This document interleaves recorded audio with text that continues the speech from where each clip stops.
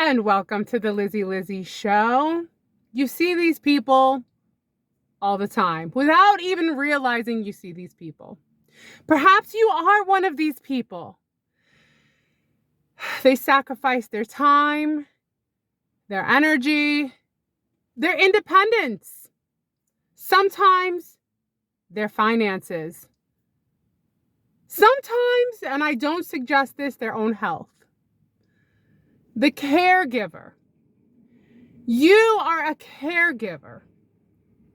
Being a caregiver of a loved one is a sacrifice that millions of people make, but there is not enough acknowledgement of this sacrifice. And today, ladies and gentlemen, I am here to tell you that you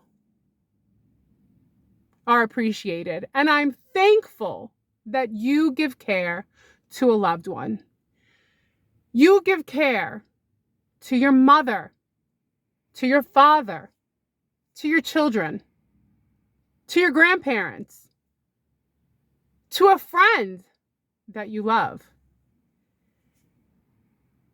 Being a caregiver of a loved one is a sacrifice that we make because human beings, and this doesn't get enough attention, are love-based creatures. We are creatures that do things that are motivated by love.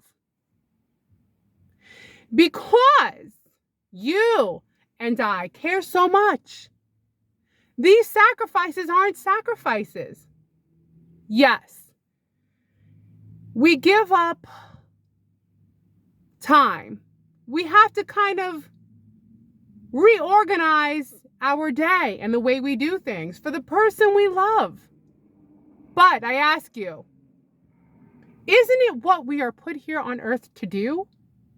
It is through no fault of the people who are being cared for.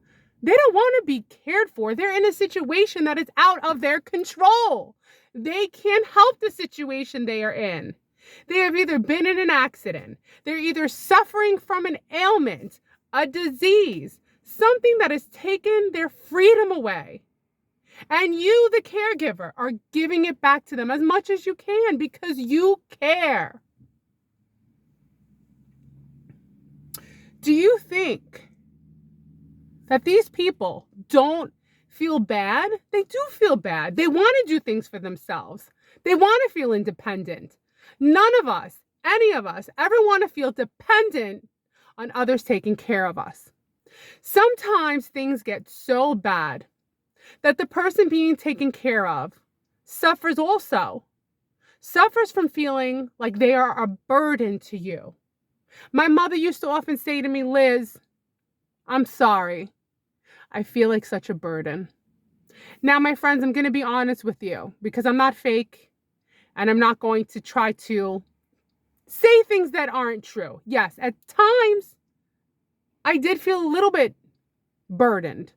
But when she said it, it crushed me and I felt so bad because she felt bad, that I had to pick her up, take her, go food shopping for her, make sure she had everything she needed, made sure the finances were under control, made sure things were getting paid for. And this is just one end of the spectrum of many different ways that you could take care of a person. You could take care of a person who can't even speak. You could be taking care of a person who cannot move their legs, who cannot get around. You are the person who is there. And a lot of times these people feel like they're a burden to you. And at times it is okay, my friends. I love you if you feel a little bit burdened some days because you, the caretaker, are sacrificing emotions because you're giving of your energy, your time, your energy for this person that you love. So remember, it is a balancing act that we can and cannot control because as sentient beings and caring, loving beings on this earth, we are just constantly going through different vibrations of energy, okay? So there are days where you will want that freedom. But as a caregiver, this video is for you. Thank you. Arigato. Obrigado. Thank you in every language I could think of. Because being a caregiver of a loved one is such a calling, such a sacrifice, such a thing that we do without even questioning it, right? And a lot of times we wish we want to do more because there's only so many hours in a day and time goes by so fast. There's only so much we can do. Now, there's two types of caregivers. There's the caregiver who has a full-time job, and then there's the caregiver who it is their full-time job to take care of the person in need. Both have different levels of feelings in the situation. One has their time away at work, but is thinking about how they have to get to the person they love to accommodate their needs, make sure they have the food, the water, they're taken care of, they're not feeling depressed. Let's also not forget mental illness. People, when they're suffering in their body, it affects them mentally. I'm sure you've been affected mentally if you've suffered some kind of ailment which takes you out of the game for a while and you can't do things for yourself. So even if you've dabbled in this feeling of not being able to do things for yourself, it makes you sad. So you want to be there for that person that you love, not just physically, but emotionally. I'm just going to use myself and my mother as an example because I can go by what we went through. And I want you to know you're not alone. So my mother had MS and dialysis at the same time. So the combination of having to be put on dialysis 3 days a week on the machine for 3 to 4 hours and then not even be able to walk, it was hard for her. But mostly it depressed her. So when I moved her out of Florida and moved her closer to me so I could monitor her so she wouldn't get depressed and end up in the hospital, because when she would get depressed and miss dialysis, she would like going to the hospital because she got attention. And I think we can't neglect the fact that when people are suffering through no fault of their own, they want and crave attention because now when you're sick, you're alone, you're dealing with isolation, you're isolated, and you have no one to talk to or communicate with. So let's not make fun of people when, I understand behind closed doors, when you're on the phone by yourself, you can make jokes.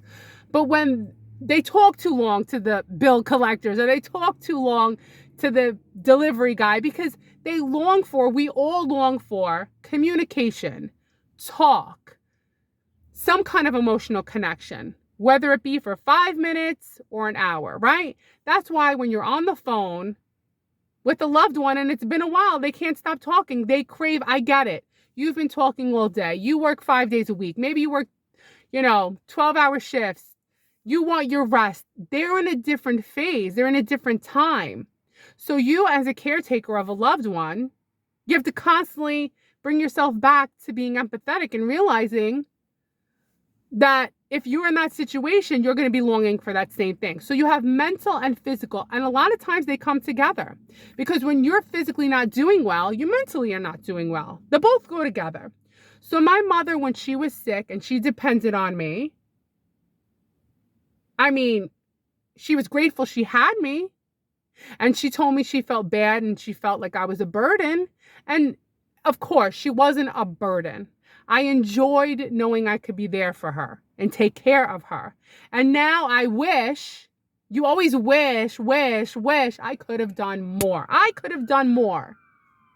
But it's not just making sure the bills, the food, but making sure she got out of the house.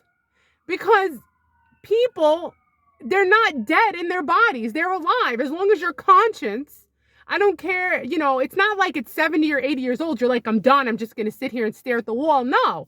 Whether you're in your 50s, 60s, 70s, we are all living beings. The earth has revolved around the sun another year. It doesn't change who we are. We're just in this body that dictates what's going to happen to us being independent. So with my mother, I'm going to give you an example, and perhaps you can relate to this if you're a caretaker. If I would just get her in the car and we would take a ride to Starbucks, take a ride to go out to dinner for lunch, take a ride to the bookstore, take a ride to the mall. So let's say my mother could only walk so much, right? So we would do therapy. She would walk a little bit and then I would take her in the wheelchair because she had the MS. It's not her fault. My mother was so extremely active. In Brooklyn, all she did was work out. When I was a young girl, she would put me on the bike, take the bicycle to Bally Total Fitness before it was Jack LaLanne. No, it was Jack LaLanne. It was Jack LaLanne back in the day in Brooklyn. And then it became Bally Total Fitness. Excuse me. And she would drop me off. You know, they had the babysitting within the gym. And she would work out for like 3 hours. And I will say, I'm just going to add this because I think moving to Staten Island depressed her. Again, we can't take away from mental things. She was depressed and she stopped working out as much, but she was highly active. And then she had no idea that this was her future, you know, that the MS and then the thing with the polycystic kidneys and having dialysis by 52, it took a lot out of her. I'm not saying this so you could go, oh, how sad. I'm saying this so that you realize things happen to us throughout, like it's random, like it's genetic. My aunt could have got it. My uncle could have got it. They didn't get it.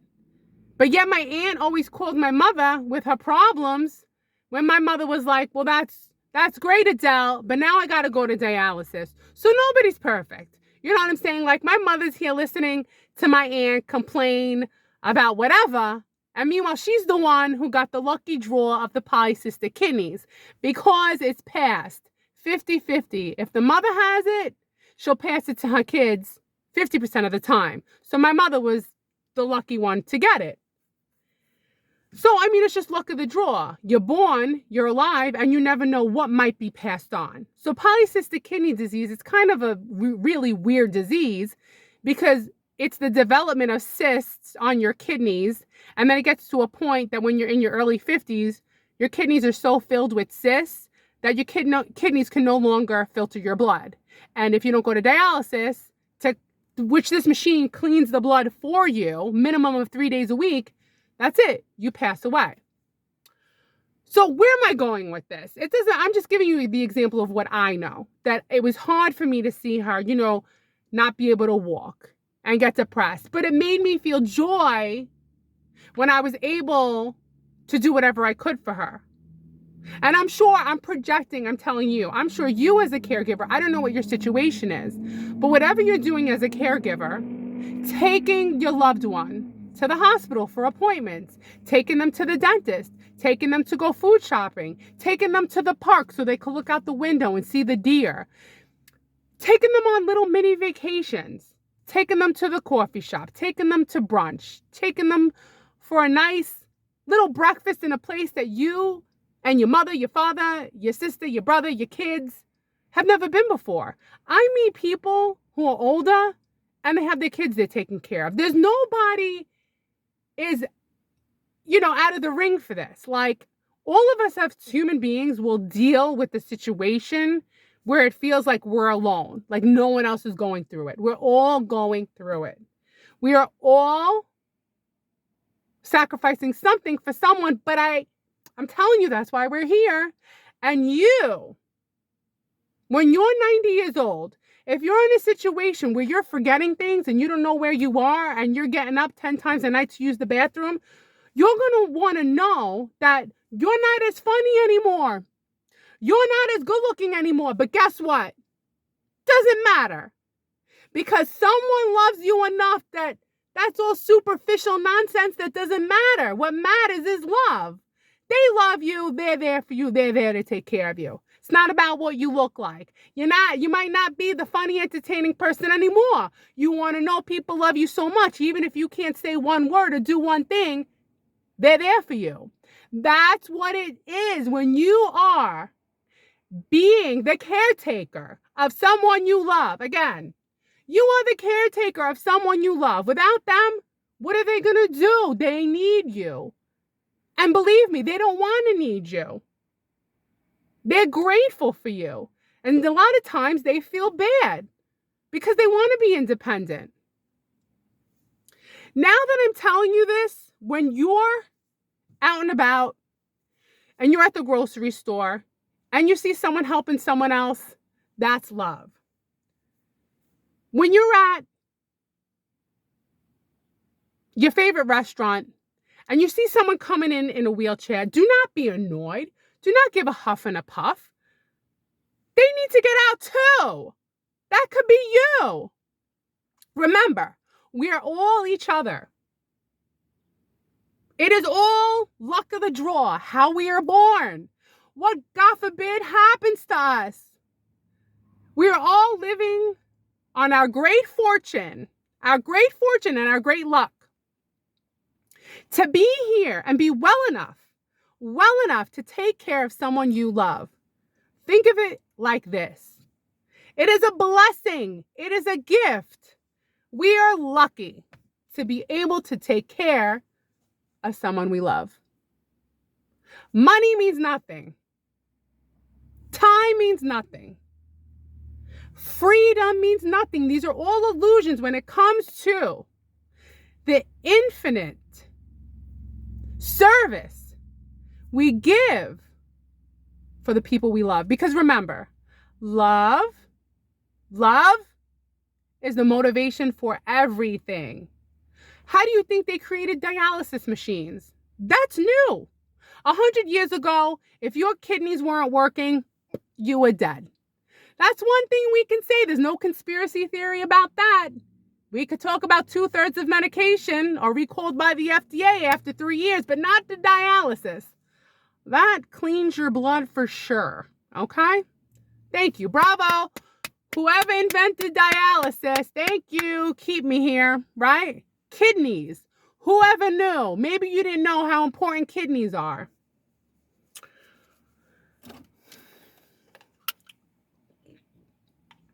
There's more caregivers out there than you'd even know. Ones that work, ones that do it full time. And you know what? The caregivers are so caring. Woo! They're always worrying. They're worrying about that person that they care for. Always worried, stressed. Listen, caregivers, don't get stressed. Namaste.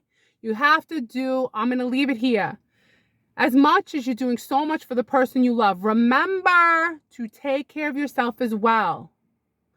Please, whether that means go to the gym, go for a walk, have a sport you like doing, have some kind of hobby that brings you joy.